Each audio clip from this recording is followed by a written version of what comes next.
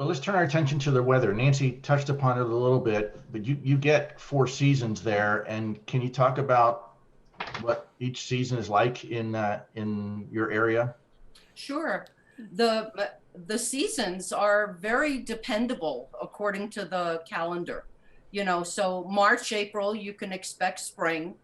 And sometimes, your fruit trees will bloom early and then we'll get some kind of a freak snowstorm in April for a day. And then, a week later, we're, full bloom.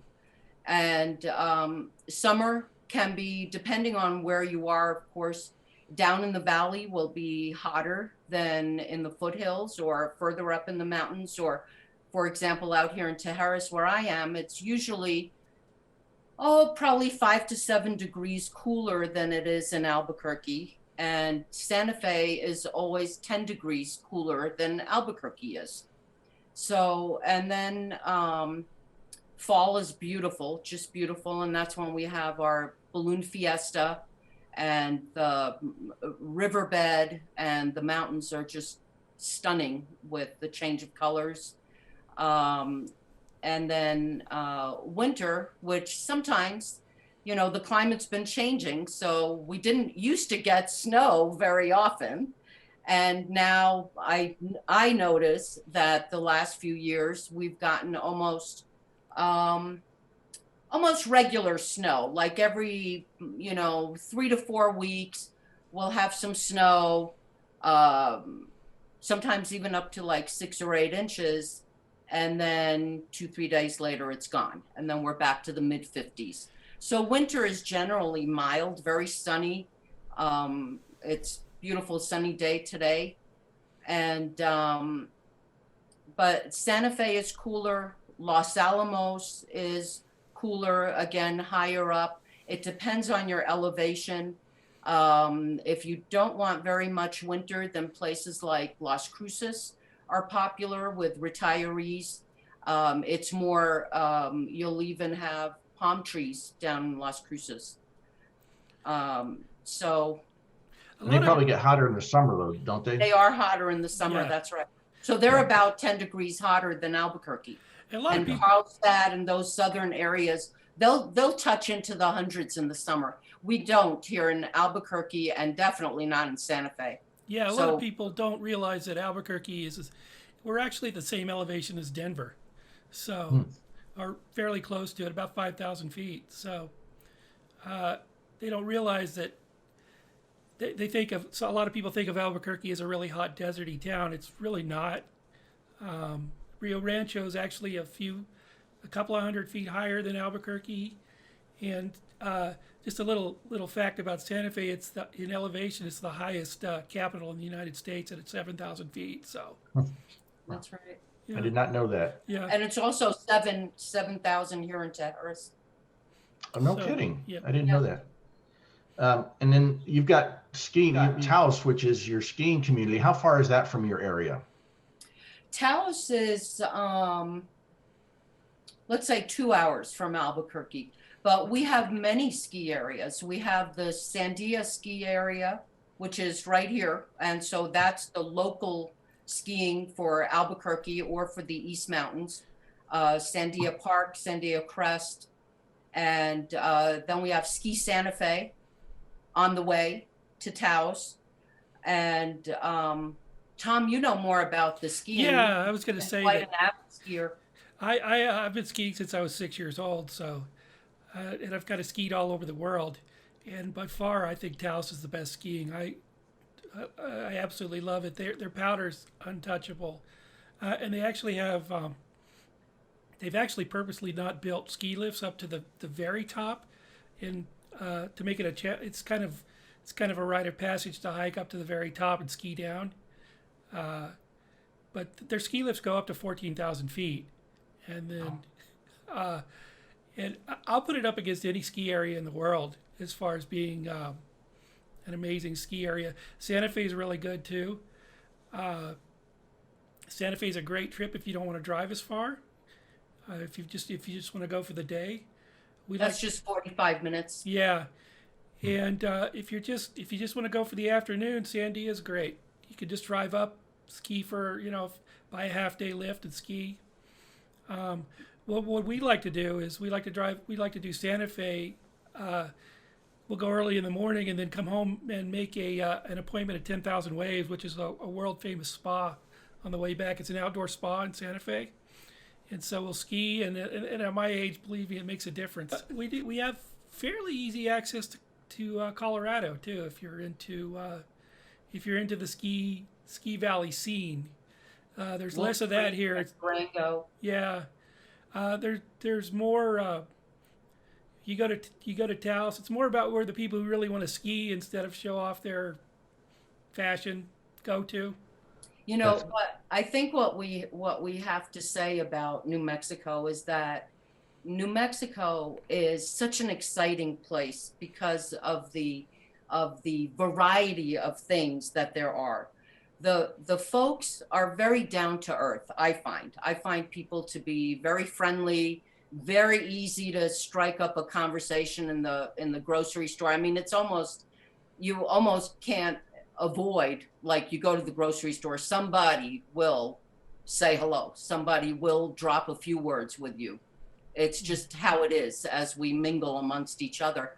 But the culture, the arts, the art itself, we have a site called Move to New Mexico where I just posted about the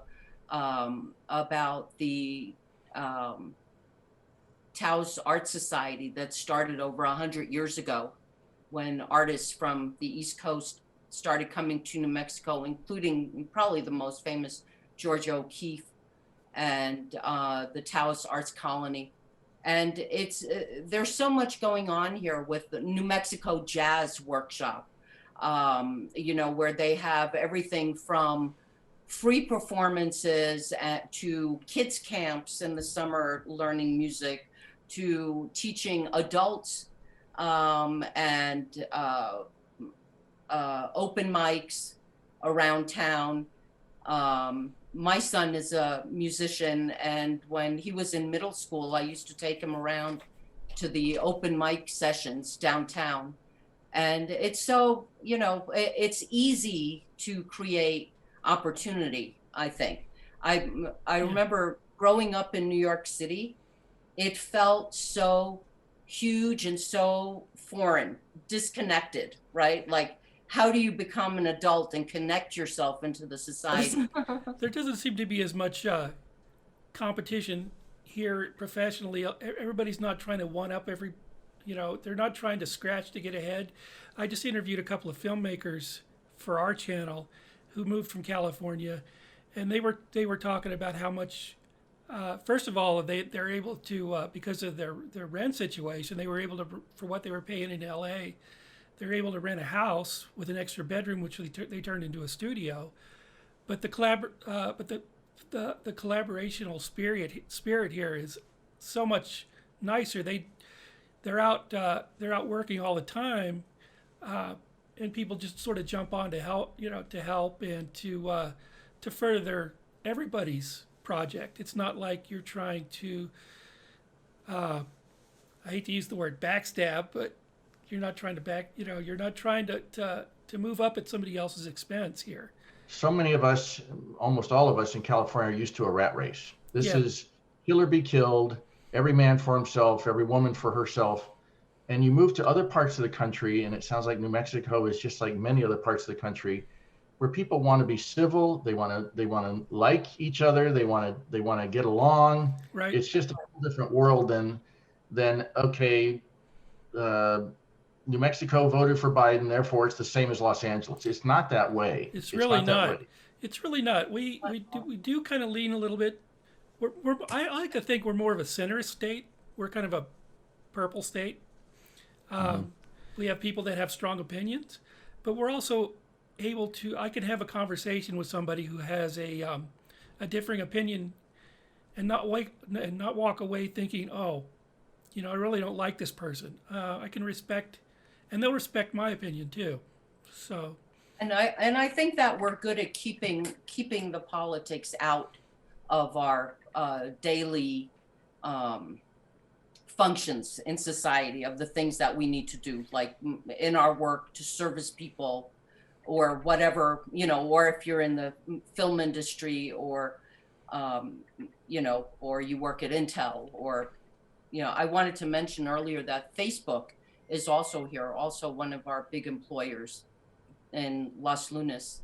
That people kind of leave that at home or leave it maybe in their social media opinion, thing. But I think as we meet each other face to face and interact with each other, that we're not, keep in mind that most of us have come from somewhere else, and the indigenous people, the Hispanic people and the Native American people, well, this is their very old ancestral homes. There's a lot of culture here that's given to us from that.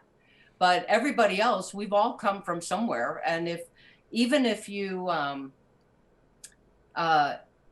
meet someone who was born here, then more than likely their parents came, from a different state or even from a different country.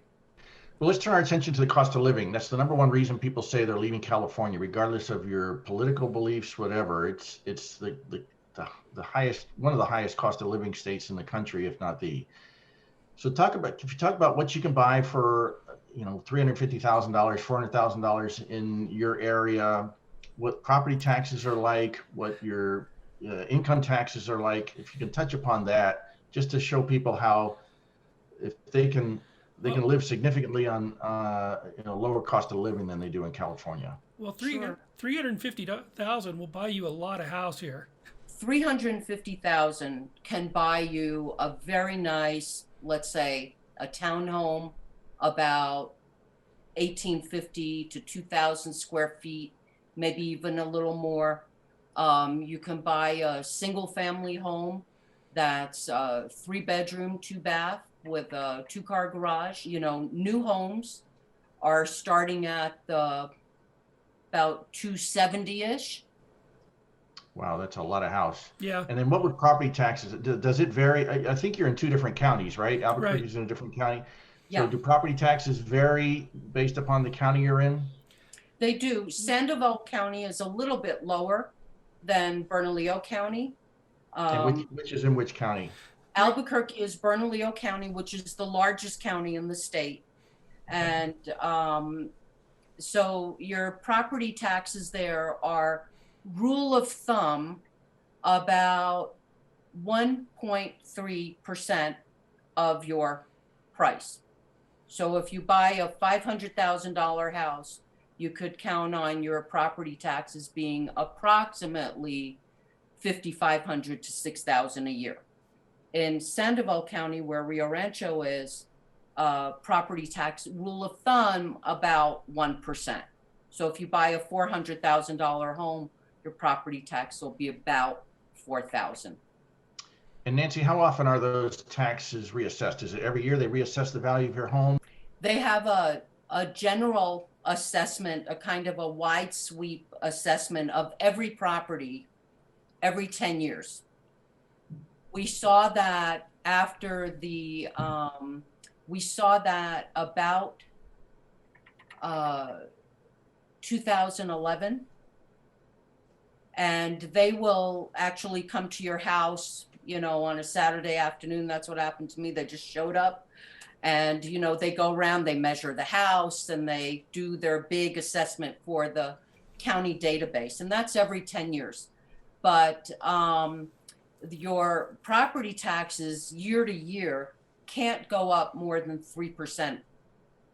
That's the cap for raising your taxes. But when there's a new assessment, then they can change. They usually do that because prices have changed. And when you purchase a home, then the title companies, we're a title company state, they will send a notification to the county about what you paid for the property, and then your taxes will be based on that. and then, so there's an adjustment to the price you pay. And then next year it can only go up at max 3% of that amount.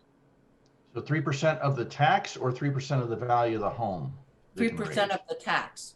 Okay, okay, that's Yeah. nice. So if you're paying 5,000 a year, it can only go up 150.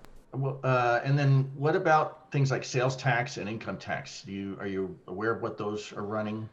So sales tax is that also, it depends on your area. But they're approximately like 7.8% is sales tax, but not on food or what else is exempt. Some things are exempt. I'm not sure. Yeah, food is for sure. Yeah. Also, I mentioned too that the gas taxes is at the pump. The price at the pump right now is, I think I paid $1.84 yesterday for a gallon of gas. Are you Yeah. kidding me? Yeah. Good No. gosh, that's Yeah. half less than here. Yeah, I know. We don't have that high gas tax that you guys have. It And you've got great roads too, right? Oh, They yeah. take care of the roads They're and very- they they- build. Yeah. Yeah, the little town of Bernalillo, they just repaved all the roads, and the highway they're repaving the highway past Intel right now, and it's like driving on silk.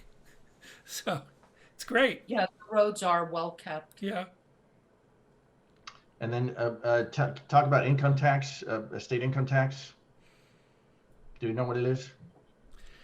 I'm not sure the exact percentage of I it. think there's, to be honest with you, all these years when I do my taxes and they say something like you're getting, you paid $100 in state tax, and then you get that back. You always get that back. Yeah, I on my rental properties, my income tax, I think I've got, I can't remember. I think it wasn't more than $400, something like that. I don't remember specifically. I don't know what the percentages is, but It's a lot less than California, yeah, it sounds like. I mean, it's hardly noticeable,